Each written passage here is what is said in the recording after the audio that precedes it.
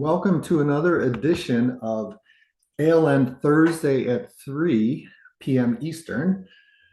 My name is Mike Bordenaro. I'm the Executive Director of the Asset Leadership Network, and I am really excited about this program because I think we're making history.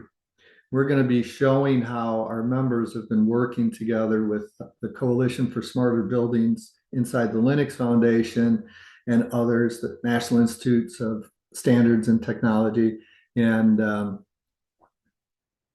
have created a way for buildings to be encased, to be in a knowledge graph so that they're smart assets. A knowledge graph is a database that allows the artificial intelligence to be able to query the knowledge graph and then be able to assist in ways that haven't happened before in the history of the world. Now, I am known to be full of superlatives, but I really think we are on something that is very unique and will actually change performance of buildings. And this program is part of a month of pre-programs for our event April 27th, 28th, 29th, and 30th in Washington, D.C. And we have confirmation that the chair of the Australian Asset Management Council will be flying in for that. John Hardwick, who is a renowned global asset management leader, will be coming from Australia also. We'll have Daniel Platts from the United Nations.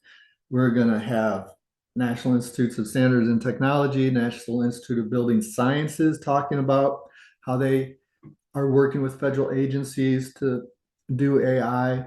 And we are going to be having the government general, sorry, I'm excited about all this, U.S. Government Accountability Office presenting also. And what today's program, and let me get this full screen, knowledge graphs for facility asset management and personal property management, will be presented by Kimon Onuma, president of Onuma Inc., Tristan DeFrandeville from Skycentrics, and we are welcoming Daniel Caldwell as first presentation on ALN Thursday at 3. He's been in our meetings and he's been crucial to all this, so we're really happy to be showcasing what he's been up to. And we always want to thank our patron members, Mantech, Onuma Inc., and ABS Quality Evaluations, and all of our organizational members, which is growing, and my apologies to Tallgrass and other companies that have joined. I haven't put in yet, but we will get that all in before the event. So without any further delay, let's welcome Kimon and Tristan. Let's talk a little bit about what I was saying, and am I exaggerating the importance of the work that you guys are going to be presenting? No, I don't think so. Yeah. All right, so good. I haven't been. So well, to give one thing maybe there's a lot more to do. This is the beginning, and we want to invite others in. So nothing is done, which is maybe the significance of this. We're setting the stage. There's a lot of great things that are happening. There's much more to do. And that's what a network is. You know, we want to connect with other people who are interested in doing this. So, and we have the memorandum of understanding with the Linux Foundation's Coalition for Smarter Buildings, which is a coalition, and they're wanting to bring people in too.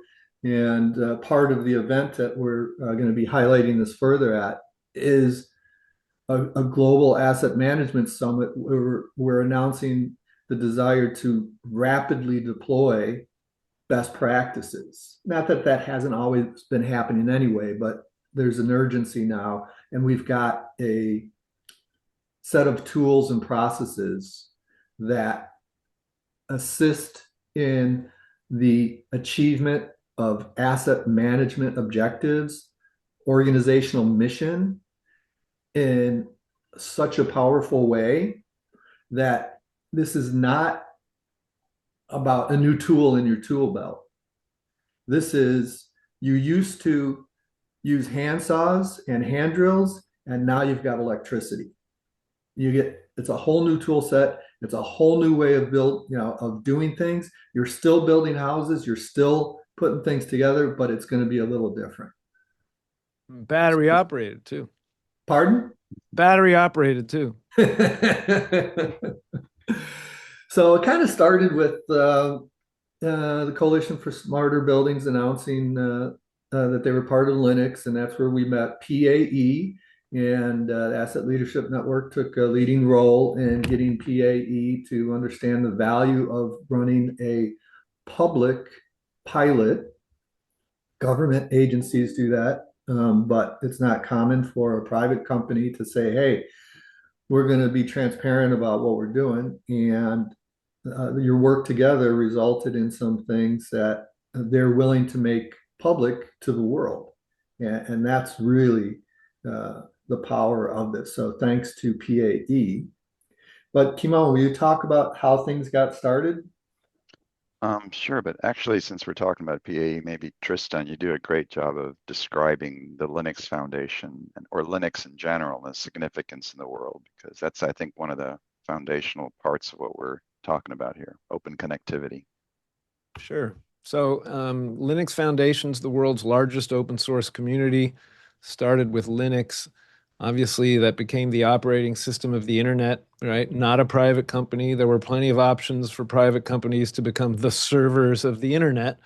But as an open source software, everybody realized that that was the best way to have cybersecurity, and it was critical to have cybersecurity when you're banking on the internet, let alone all the other interactions we do that we want to be secure. As you know, buildings have been a little bit nervous about connecting to the internet. And rightly so, because BACnet, now that we're connecting to buildings, we're discovering that a lot of times those panels are just sitting there without even any need for authentication. We're lucky, we call it the back door. You put a small Linux computer right here that fits in your hand next to a panel full of BACnet points, and sometimes you can connect to it without even a password. But the good news is that little Linux computer I just showed you, called the Super Skybox, enables cybersecurity from that point onwards. So there's been a lot of effort around BACnet to make it more cyber secure, but now put a full stack Linux computer, deliver it to the cloud. So besides cybersecurity, the Linux Foundation is committed to open source software. As you all know, in the information technology world, there's Databricks and other Snowflake, other companies that have become very valuable, built on being the experts in an open source software. So the Coalition for Smarter Buildings has a whole number of projects, not just software and code writing, but policy and other things that are excited. I'll show you that at the end of my presentation. And as Kimon said, we hope you can get involved. So I think those are the key things: cybersecurity, open source, and finally multi-vendor. So Kimon represents Onuma, I represent Skycentrics, Mike represents the Asset Leadership Network, and yet we can all go to market with solutions that are open, interoperable, multi-vendor. And finally, just a hint, right? Imagine a world where applications can be written on top of a platform so that we can free the machines, free the buildings, and free the innovation that we're going to need to make buildings more efficient, more reliable, more comfortable. And that's what we're presenting to you today. As Kimon said, just the beginning. Yeah, that's great. Yeah, and in fact, since you talked about open source and connectivity, I mean, both of us have been at it for many, many years. I've been at it on the BIM side for decades now, looking for connectivity to other systems. And that's always been a struggle because you end up with silos. you can still have proprietary solutions connecting in an open way. You can have your own application. So many people kind of conflate that discussion. Oh, is it all open source? Or how are we going to do? No, how are we going to make a business out of it? Absolutely not the truth. It's how the internet works too. If we didn't have open connectivity between networks, there'd be one network. I think it used to be called AT&T. They own the one network, and now there's millions of networks, and we can talk around the world for free. So maybe I could do a brief introduction to where we started years ago, and then we're going to pass it back to Daniel to show how the Skycentrics box was put, Super Skybox was put in, and I can't share my screen, Mike. Because I haven't done that yet. Sorry. Yeah, Daniel will go last. I'll be doing everything up until the AI part. Okay, good. Kimon, you should be good to go now. All right. All right, so there we go. So there's a lot of this material online and even on previous sessions that have been recorded, but the PA Living Building is in Portland. And the first thing we did on day one, pretty much when we got their BIM or Revit models, we put it into what's called Cloud BIM in the C4SB world. In this case, I'm showing it in the Onuma system. And we started immediately seeing things. It was missing the signals from Skycentrics. And from the beginning, they had a lot of data in the building about sensors and occupancy sensors. It's packed with technology, in other words, but it wasn't talking back to the world. And that's what the C4SB effort was. Let's go into this building and see how we can get a signal out of it to be able to talk to the world. And once Just to that be clear happens, though, Skycentrics wasn't there originally. Skycentrics came as part of the solution. that's right. Yes, that's an important point. And we didn't rip out existing systems. That's also another important point. We didn't throw things away. We're using what's there. They just happen to be not talking between the different dashboards, about whatever, 8 to 10 different dashboards of systems that don't talk, which is typical in a lot of these buildings. And this is an engineer in their own building as an owner designing the system, and they realize, wow, we have a problem. We have a living building, but it's not talking to us. So Skycentrics, then they put their Skybox, Super Skybox on the first floor. And as it was being installed, we already had the Cloud BIM in place. So we could see the room. In fact, there it is right there, the Skycentrics. That's the cage as it was called. And then the actual component that Tristan showed in his hand, there's a Skycentrics IBB server. And that's what this little box is what helped us see the rest of the building. Maybe next, I guess Daniel is going to show a little bit of that. I'm going to come back later to talk about the semantic bridge. Yeah, I'm going to share next. So, oh yeah, Tristan is right. No worries. Okay, so I'll stop sharing. All right. Let me just hit the old magic button. Everybody see the whole thing? Yes. All right, great. So here's the PAE building that we've been talking about. It's 58,000 square feet, 5-floor office building.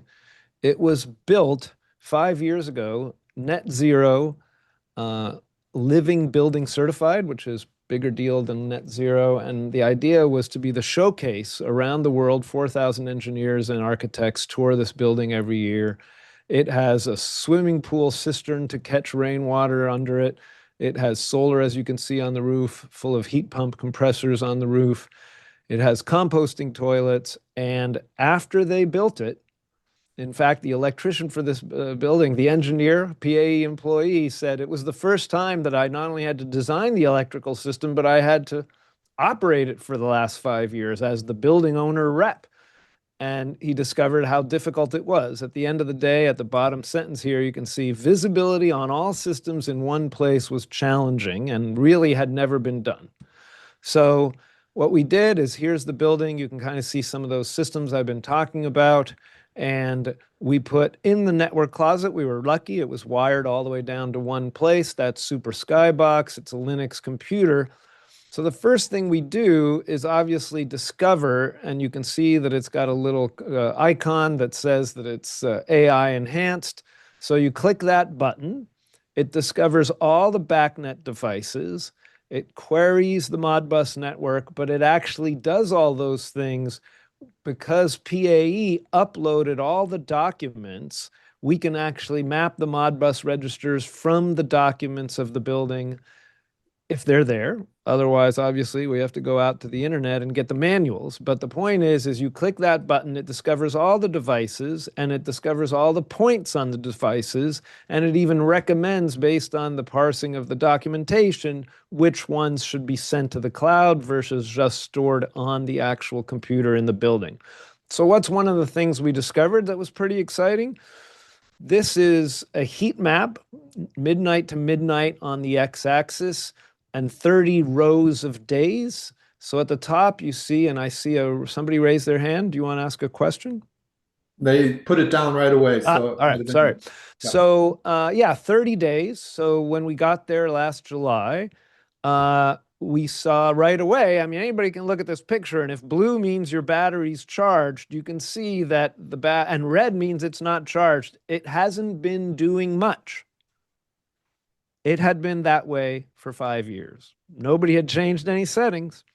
So what do you want a battery to do? Ideally, it wants to charge early in the morning when the cost of electricity is inexpensive, and then discharge during the day when it's expensive to support the lowering the bill of the building. That's at a minimum. So you can see in August, we started getting a little better. They asked the microgrid controller team to keep working on it. And at the bottom, you can see that that's a very nice month. In November, you can see that it charges from about 4 to 8 a.m. And then it discharges during the day, except on one of the weekend days. Ironically, the next step was to understand not only the utility bill for how many electrons are being used, but as many of you know, every commercial building in the United States, 40 to 70% of your bill is your peak demand charge. Well, this building, as we analyzed it in December and January and February, this building maxes out at 80 or 90 kilowatts. But when the microgrid controller is charging the battery, they're not paying attention to that. And they were maxing out the speed of charge, and they were going all the way to 120 kilowatts and creating a new peak. It cost the building about $500 to $1,000 a month. Remember, for 12 months because of the peak demand charge issue, and they only have a $4,000 electric bill because of all the solar and everything else. So lots of things that you can discover once you have visibility. I just want to move on pretty quickly and give time to other people. So this is the data, the no-code data integrations, and Onuma system is one of them. You can see Onuma, Kimon's going to talk about that. We also integrated to Tandem to show an Autodesk integration. So this is what we do with Kimon. You can see the Super Skybox and some of the other Skycentric connectivity solutions. So not only are we delivering live data to our platform, which we'll show you, but then the Onuma Cloud BIM and work order platform that Kimon's going to show you. So now we're looking at the Revit model inside Autodesk Tandem. And believe it or not, you can stream live data. They call it streams. And you can see that we took important data such as the state of charge of the battery and mapped it to the little box on top of the roof that ironically is in the Revit model. As everyone knows, Revit models aren't always accurate compared to the as-builds. So there's a box on the roof that says rooftop battery. All the batteries are in the basement, but we map the state of charge to the box on the roof. Also the active power of the photovoltaics, and then the entire power of the building. So what can you do when you do that? This is a snapshot at noon. So what are you seeing, right? We map the whole building power usage. So it's red at noon, it's using a lot of power, to the rectangle on the roof of the building, because we wanted to just, you go to this and you right away see the important things that are happening as far as power goes. Solar generation is bright green because the panels are fully charging. The battery state of charge, it's the middle of the day, so it's at 50%, it's yellow. And then the grid meter is green because there's so much solar, there's so much batteries kicking in that even though the whole building's using a lot of power, the grid is pulling light green. And remember, the whole point of this is not that you go in and monitor this. So Tandem has a timeline. You can quickly scrub the timeline for the day and quickly see how things are changing. But even more important, you don't want to do that. You want AI to monitor the building and make things are working okay. And that's the whole point of all this. How do we make it so that AI can help? And what we're going to show you after Kimon's presentation, my colleague Daniel is going to come on and show you all the things that are enabled when you have a modern tech stack in your building, our virtual building engineering tools, and we're excited to show you that. This is a little bit about everybody who might be able to use our platform. We came from the utility space. I'm sure at one point they're going to be excited to do demand response signals and other things. The DREAM stands for Demand Response, Energy, and Asset Management. But we're really excited to be working with engineers, architects, MEPs, MSIs, facility owners, and delivering a solution that's helping their buildings right now in the field. And after Kimon's presentation, we'll show you a little bit of that platform live. With that, I just want to finish with what projects are in the Coalition for Smarter Buildings. So you can see the Asset Leadership Standard, obviously led by the Asset Leadership Network, the Total Cost of Operations Scoreboard, which we call the TXO. So total cost of operations is fed by our live data. Our software is being released open source into the Open Building Stack, the IBB project we're part of, because that means interoperable building blocks. So those are the projects that we're working on. Onuma is working on the Cloud BIM. We like to emphasize the Open Building Stack. If you want to get involved or know more about it, please contact us. And our contact information should be at the end here, but I will. I'll put it into the chat. Okay, thanks. All right, that's me. And I also want to say about the Asset Leadership Standard Committee, it's now Asset Leadership Standards. I need to get them a new logo, but we're going to do an AI asset leadership standard so that top management can have a quick guide as to why they need to look at buildings and the assets inside of them through an AI lens. Were you going to say something about that, Tristan? Nope, I was just mumbling with my mouth open, focusing on getting my screen cleaned up. Okay. So people are invited to join us for that, and I'll put my contact info in there. So Kimon, Yeah. once you Okay. can start seeing the data, what can happen? Yeah. So let me go quickly just through a few slides to explain a few things. First of all, what Tristan said, this is all part of the Coalition for Smarter Buildings. I'm involved with the Cloud BIM group and also the Semantic Building Knowledge Graph, RDF Knowledge Graphs, which I will show too. And I'm going to also show the Semantic Bridge, which was part of that effort to tie all these things together. But to start with, the PA building, as we mentioned, beautiful BIM, beautiful Revit, no data. That's where we started with. And that was not an error of the user. It's just that they hadn't got to the point of putting data in the right format that makes it accessible. But now, And when you say no data, you mean no data being reported in real time on a single dashboard? No, it was worse than that.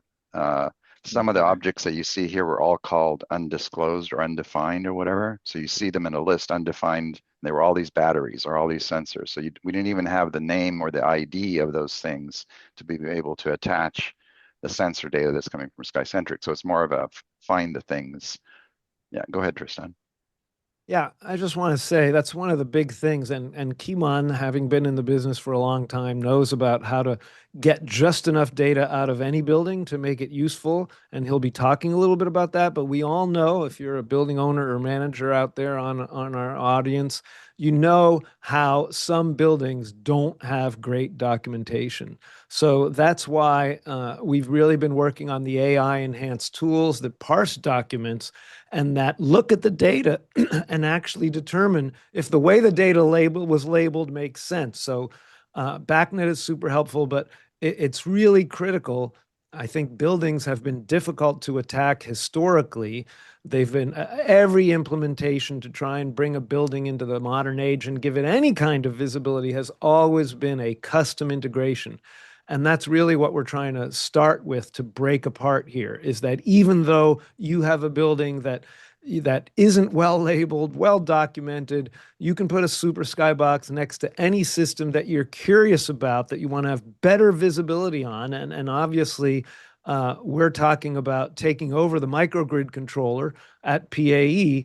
And because we have visibility on everything, as one of our customers says, he said, Tristan, I just want total situation awareness, which clearly meant he was probably a Marine, and he was. But he has 100 buildings, 100 multifamily buildings, and he wants to know what's going on over everything, not just individual silos he has to VPN or log into.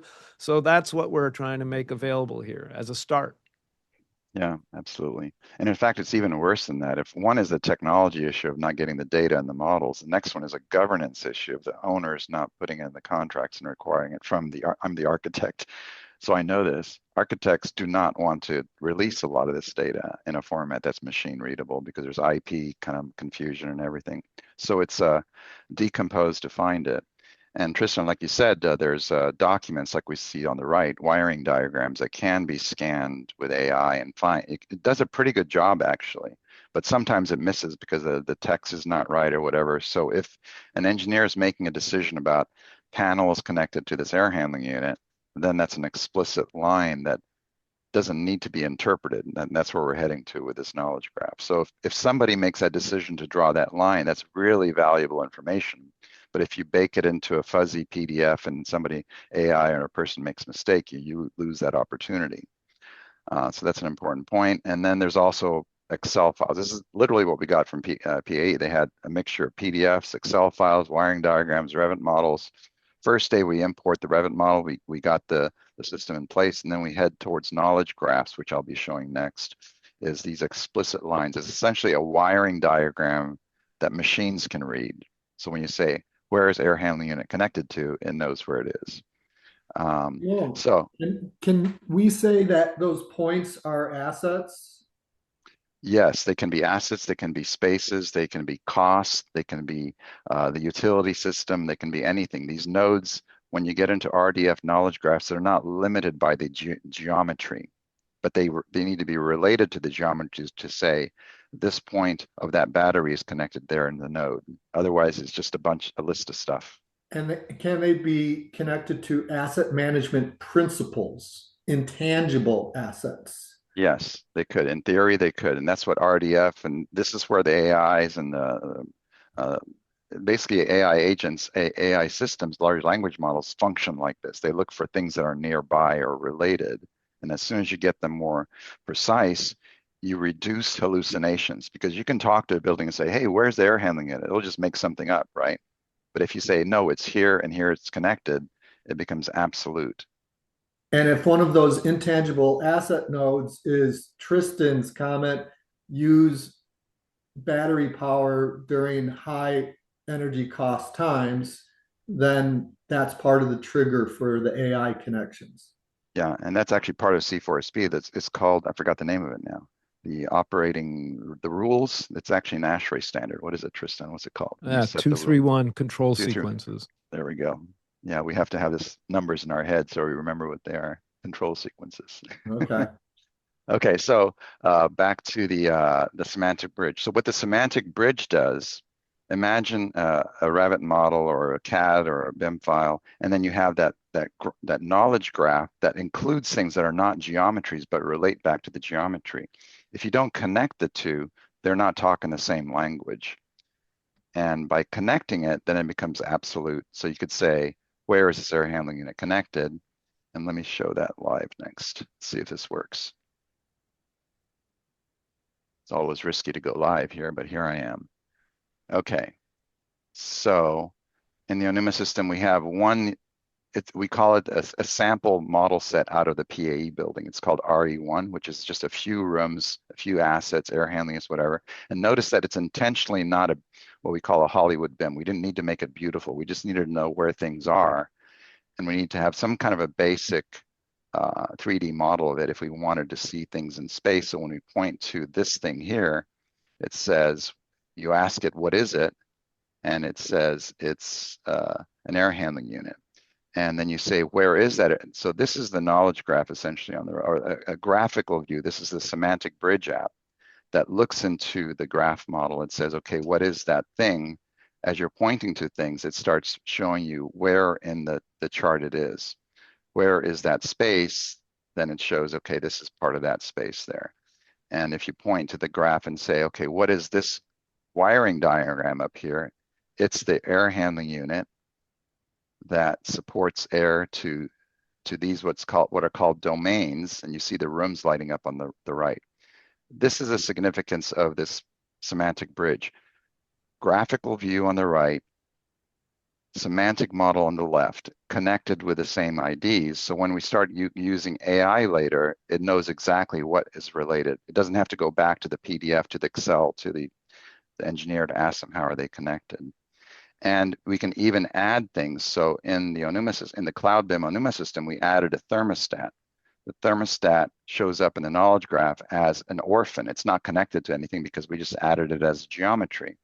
But we can say, well, this thermostat we know is related to that air handling unit in this zone. So I'm going to put it up close to there. So now we're talking about this thermostat being part of what I pointed to earlier, to this room, the living room, right? And once we do that, then we can say, there's a lot more to this. You can actually start setting up rules, and this is where the ASHRAE 223P standards, I'm basically creating a wiring diagram on the fly and saying that is connected to that. So then you start to get the relationship built that lets that system be part of that room. That thermostat now is connected to this thing. So later when Daniel shows us the use of AI, imagine the AI that Daniel's showing you connected to the AI that we have right here that's about the location and this knowledge graph. Then you're having a conversation with the system, with the AI, with the time series data, in context as a building owner. Now, all of this looks rather technical, and it intentionally is, because this is not meant for humans to really use, although you can use it.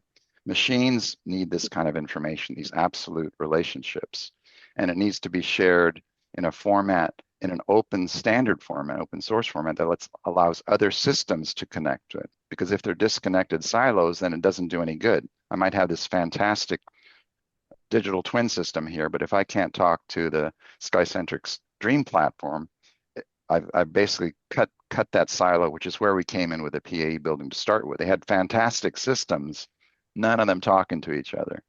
So we said, okay, if we zoom back and we want to see the PVs and the battery and everything, we need to know how they're connected.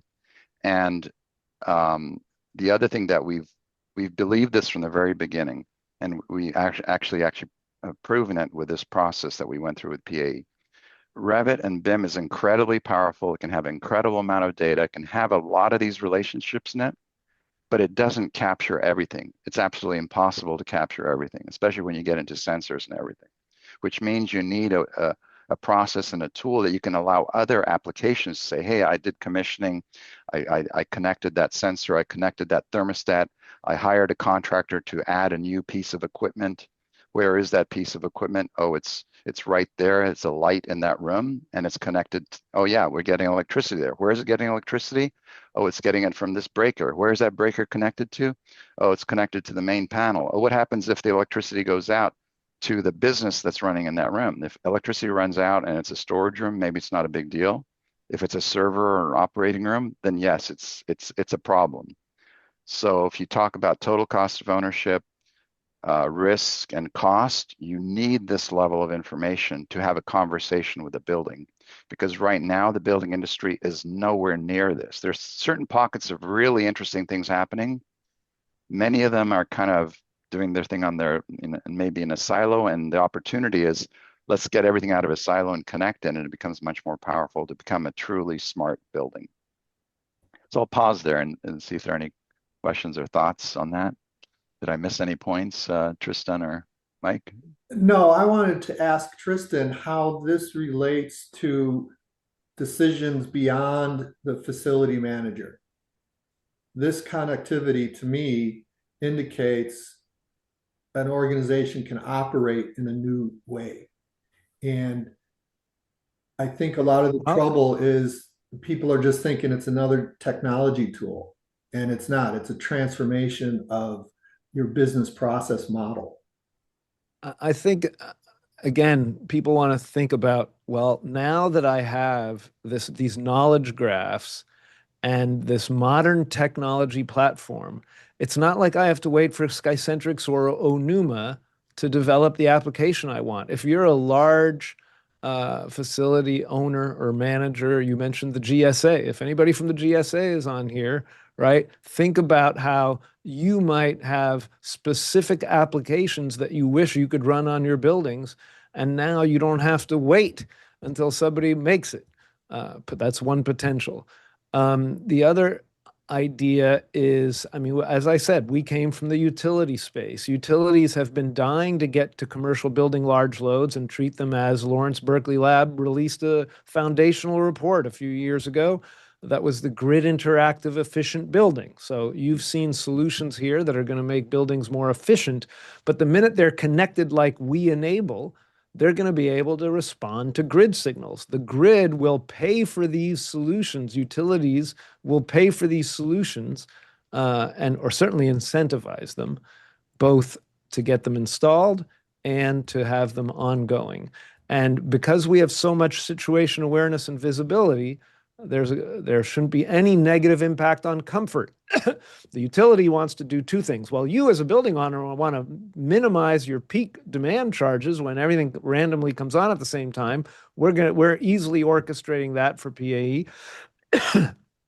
But then as we determine those flexible loads for PAE, we're going to go to the local utility and say, hey, we have flex. That's the new verb by the California Energy Commission. Can your loads flex? Can your machines flex? Can your building flex? Can your campus flex? I hope that covered what you were. And this will greatly assist owners being able to confirm their ability to flex. So yeah, not only that, but what we're finding out is PAE's been frustrated that, hey, we designed these buildings and, I've been presenting, I think you've seen that buildings have all this incredible 3D design, Revit and BIM, and then they go to PDFs and then they get rolled up in the blueprints in the corner. So now we're going to be able to make those buildings come alive and give you real-time monitoring at a low cost. By the way, everybody should know the Super Skybox has an embedded low-cost cellular modem inside it. So another cybersecurity easy thing to do. You can plug it in over time. You can say, hey, I want the cybersecurity review from my team to approve that it gets on the network so that we can get rid of the cellular costs, but the cellular costs are very manageable these days. So you can literally buy one, plug it in, get going, have visibility. That's great. Yeah, so maybe one last thing before I hand it over to Daniel is the graph that you see here, the knowledge graph, does not have all the geometry intentionally in the knowledge graph. We're keeping it lightweight. In theory, you can put more into it, but if you have a model in the knowledge graph, you can query the knowledge graph when you need to. If you want to go to look at the context, you go to the model. The mistake a lot of digital twin solutions make is they try and pile everything into one model. It gets really powerful, but it gets very heavy. And then all of a sudden you're using a lot of tokens to have a conversation with it. Well, if you keep things lightweight, and this is just for 3 or 4 rooms here, imagine the PA building with 100 rooms. This gets incredibly dense and complex, but in this format, it can scale. And the other thing about tying to other systems, I hit the export turtle file. This is an RDF of everything that you're seeing here, which can be passed off in an open format to another system to connect to. So it's basically describing everything down to the thermostat that I just added in this turtle file. So machines like this kind of format. Humans like to kind of show it in context. We touch the physical world, so we need both. And if you want to find one of the 100 occupancy sensors in the PAE building, it's very difficult to find it if you only have a list like this. You need to kind of say, this sensor is here, and it's affecting my comfort level or whatever.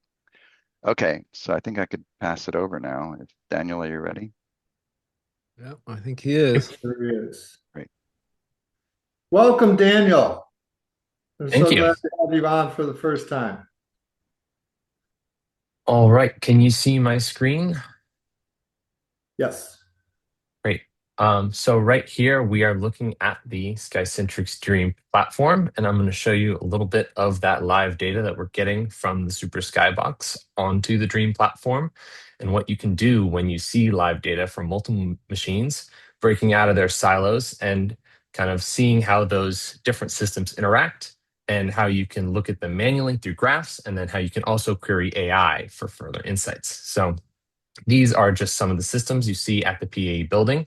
This is the Super Skybox. So you can see here in real time, we are pulling in hundreds and hundreds and hundreds of points from the PAE building onto this Super Skybox. So this is obviously not the most user-friendly interface, but just showing how many different points we're getting. So the first way that you can see your data in a little bit of a more organized way is through graphs. So in its most simple form, the graph just takes live data, pulls it all into the system, and shows you a real-time list of how points are working in the building. So give it a second here. This is, as you see, live data, 12:40 p.m. It's 12:40 p.m. This is data from right this second. So this is the battery energy storage system at the PAE building. So this is the last 3 days of the storage system. You see this is the state of charge, and this is the charge discharge. So you can see when it's charging, how much power it's pulling at any given moment. So this is just one system. But then you can start to put together multiple systems when you are looking at, for example, the battery storage system versus the whole building energy meter. So this is the second graph here. This is what Tristan was talking about. This is that pattern of the yellow line, which is the battery storage system charging up, and the brown line, which is the whole building energy use. So you're seeing when this battery storage system is charging up, specifically in mornings, Monday mornings in December, you're getting these peaks for the whole building power use. So once you start to add different systems together, you can see how they interact. So you can take a look, for example, at the solar panels. So this is the solar gain at PAE Living Building. So you can see generally that they work in concert. They're facing the same direction. So you should see the same amount of solar gain from both of them. But if you want to take a look, for example, on March 9th, you see a large drop. So if you're looking at a system individually, you wouldn't really have a good idea for why this drop occurred. But if you put together multiple systems, you can start to get context around this and see what exactly is happening in the building. So this is a lot of lines. It's hard to parse at first, but once you break it down into its component pieces, it gives you context into what's going on at the building, if things are working as they should, and how you can fix things that aren't working as they should. So for example, you see, I can isolate the solar inverter 1, that's exporting just fine. Solar inverter 2 drops off. So why does it drop off? It's because the whole building power right here is reaching its export limit. So it's exporting as much as it possibly can to the grid. So the system is smart enough to cut off one of those solar inverters. So that's good. So it doesn't overload the export to the grid. However, it's not smart enough to know that the battery should be charging at that time. So here, the battery state of charge, it's discharging as this is happening. So the battery is using its energy to power the building while it should be using the solar energy to charge the battery and use the building's power. So this is kind of just a broad example for how you can look at multiple systems in real time and historically and see what's going on in your building that you couldn't before. So not live data isn't the only thing that's on the Dream platform. So you can also upload documents onto the Dream platform that give context to the as-built. So for example, for the PE building, you've got electrical drawings, you've got mechanical drawings, you have submittals. You can look in, you can see, that you can organize it into a folder system to see those manual submittals. And you can pull on those manual submittals, combine with the live data in your AI queries to get comparison between as-builts and live data. Or if you're doing queries in real time, you can ask where something is, how it's operating, is it operating according to the specifications that you've uploaded. So we're going to do another quick example of the AI query to show you exactly how you can query your building in real time and get data from your building and from those submittals and how they interact. So for example, you can ask the AI, what building, what room is the battery energy storage system in? So this is an example of a query that does not check for live data, but only checks for those submittals. So it'll go into those documents and it'll give you exactly where the battery energy storage system is, what level it's on, and to reduce the risk of any confabulation or hallucination or whatever you want to call it, it gives you sources for all of its answers. So tying in those as-built with live data, you can ask, what's the total battery capacity of the building? Reference the as-built and the live data. That's just a little extra context just to make sure that it's pulling in from both. And it will check the documents, see exactly what the battery capacity is specified to be, but then query the data to see how much the battery is actually charging and discharging in real time. So if you can see here, it pulls in and it uses the battery charge and discharge capacity to figure out how much usable capacity the battery actually has. So what you can also do is build live reports that are able to live either in the Dream platform, they can be exported and sent directly to an email address, or they can be made public, made live like a Google Doc so that anyone can see them or anyone in an organization can see them. So I'm going to show off permissions in a couple minutes after I've done a little bit of report building here. So what I'm doing is asking it to graph the total building power use the last 7 days. So I think what's really interesting about this is I didn't reference a specific point. I asked total building power use. There's no point that specifies what total building power use is, and it's able to intuit that the EM energy meter 101 power active total is the total building power use and give me a report of this power use over the past 7 days. And what I can do is I can ask it to look at that graph and tell me things about the building from the data that it's just given me. So if I'm asking it here, what time did maximum export occur and what time did peak demand occur during this period?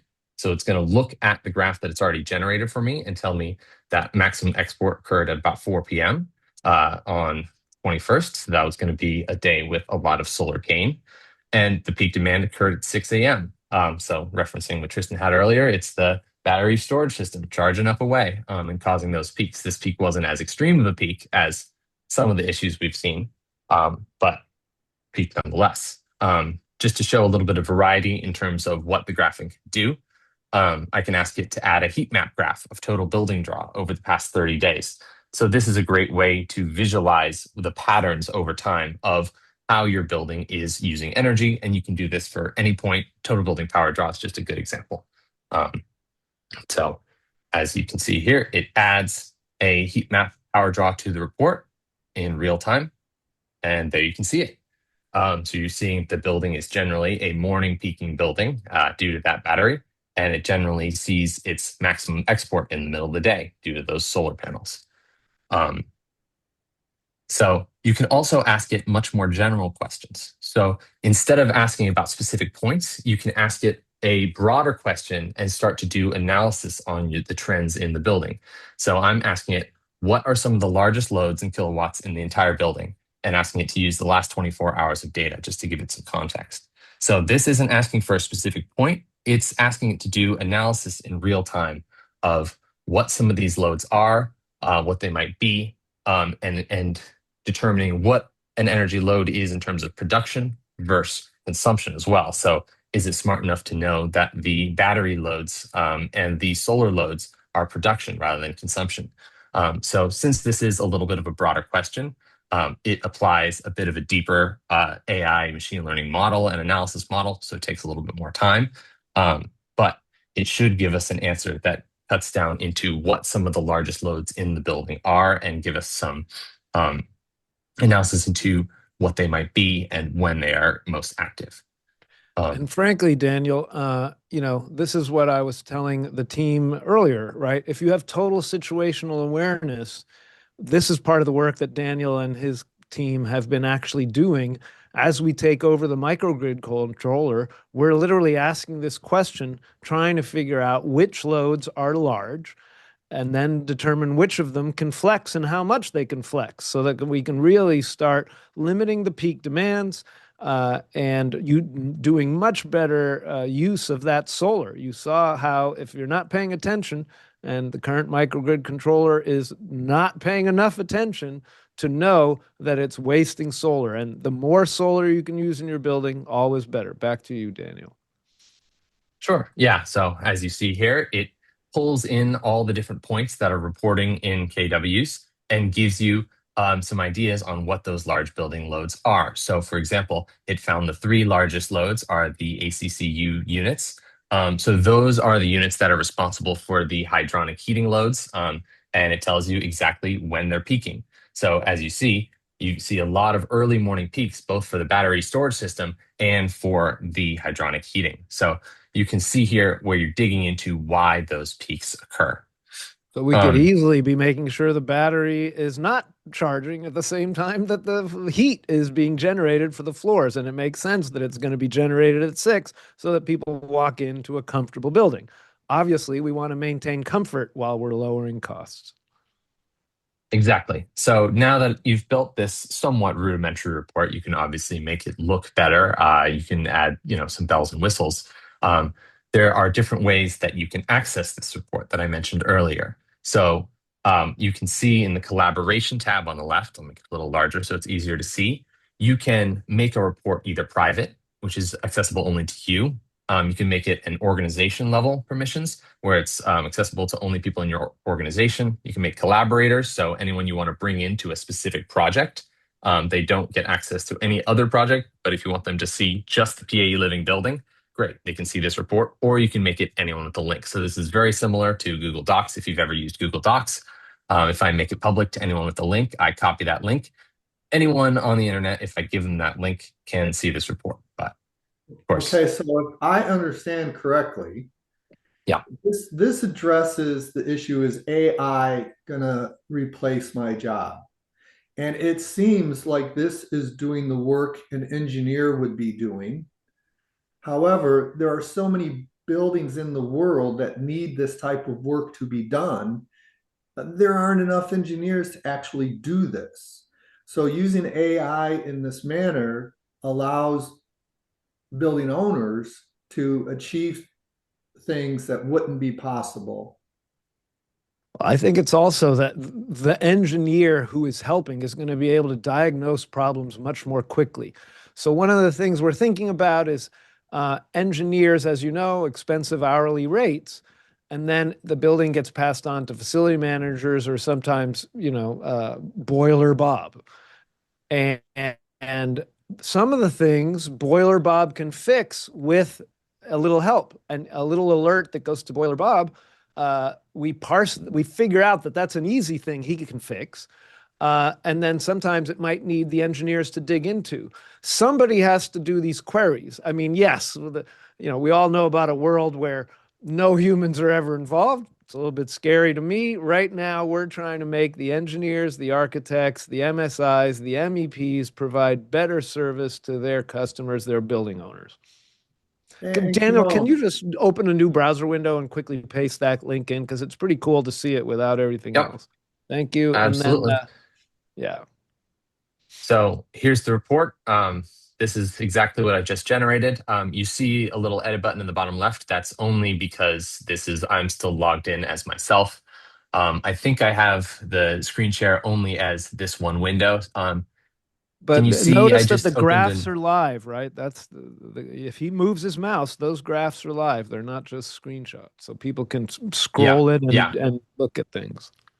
Yeah. So if you want to, for example, highlight, when is my peak? You can use see when the peak export. So peak if import, we can use the last amount of time, Daniel, if you'll stop sharing the screen to talk about the implications of all of this to the leaders of an organization. Usually this is stuff that's happening at the engineering level or, at highest facility vice president. Yeah, let me just add that Daniel had one more thing to show, which is that those reports that you saw could be shareable are also schedulable, right? So it's really nice to generate a weekly report. It's an email. Somebody sees a nice heat map. They see their building. It looks like last week's heat map. Maybe it's Yeah. one heat map of this week compared to last week's heat map. They both look similar. Everything's happy. No alerts needed. We also have an alert function. So it's super easy to use. Back to you, Mike. Well then, Kimon, why should a leader be Why should they? interested that there's a semantic bridge? Because they can ask that from their consultants and engineers, and they need to lean into it. Because if they just wait for, oh, AI might answer this later on, no, this is possible today, but you have to ask for it as an owner, as a governance. Then the engineers that are fearful for their jobs, if we go back to that, architects and engineers, we need to lean into it because we're the ones that understand the engineering and the architectural aspects of it. And this only empowers you to give better answers versus just saying, well, I don't know what it is and I don't have access to. So it's kind of two things. From an asset leadership perspective, the owners need to be asking for this and contracting for it and demanding that the data needs to stay open, because the first question they should ask is, can my data come out of your system that you're delivering to me? And the answer has to be absolutely yes. If they kind of waffle and say, well, you have to this or that, that should be a dead end right there. And that world is gone forever. It should be gone, but there's going to be legacy systems kind of tagging on, I think. Somebody has a hand up, Mike. Oh, thank you. I was enthralled with this discussion. Marty, if you want to, please put your question into the chat. Um, and so, Daniel, what have you learned in this year of working on this project? Oh man. I could talk for a while on that. But just I think my being new to the industry, I was totally unaware of the current state of things. I think I had always assumed generally people knew what was going on in their buildings, and generally that live data was available to your average building owner. And seeing the level of disconnection and the level of isolation of systems, even in some of the most high tech buildings in the world, kind of shocked me. Um, and I think what we're doing to help connect that, I think I kind of assumed it had already been done. But breaking new ground is really Well, all exciting. right. So you've helped me, I'll circle back around to why this is historically important, Mike, right? before you do, let's just Okay. answer quickly. Marty's question is there because I know we're running out of time. So, Yeah. Marty, that's a great question because Onuma has a maintenance management system, and we are feeding the data on the systems into Onuma and figuring out how to have alerts generated set on our platform by an engineer or the building owner. And then Onuma also knowing what happens. So Onuma is being fed live data from the machines and live alerts from the machines so that into their maintenance management system. Already happening, yeah. Kimon, you want to elaborate on that? Yeah, it's just basically you take out that manual work of, hey, we need to call so-and-so because the battery level is low because of this. You automate all of that so you can spend more time on value-added technician time. And maybe to add one quick thing to what Daniel said, which is kind of is intriguing. You're the youngest one here, and you're shocked at how bad the industry is. We've been in this world for so long. But the most interesting thing is the pressure that AI is putting on this and the technology is putting on this. There's no choice anymore. It's stupid to do it any other way. And now the opportunity is to do it, and we have to lean into it. And the younger generation definitely kind of gets it and should be shocked at how bad it is. I think I Yeah. could do one wrap-up statement, Michael, Please. and then I'm sure you have one too. But there was a conference on actually AI and chip manufacturing, and one person said, we're evaluating all of our vendors. And if they say that they're continuing their proprietary walled gardens, you've heard that before. That's in a whole different, AI chip manufacturing. If they continue to be locked in their walled gardens, we will replace them. It's kind of inevitable. We can see AI doing the work that a lot of professionals have avoided for a long time. But what we want to do through organizations called network and coalition is work together to solve bigger problems than we ever have before. And I think that's an important thing, that this is a stepping stone to being able to achieve things that people have wanted, that Daniel indicated people even thought were happening, but it's not. So thank you all for helping us move into a good future for Daniel and for the rest of the world. And we'll talk again next week. Please sign up for the summit. Go to assetleadership.net. And thanks to all the attendees. This has been really great. Thank you. Thanks, everybody. Thanks, Mike. Great to see you, so much. Kimon. Thanks, Daniel. Thank you. Thanks, everybody. Bye.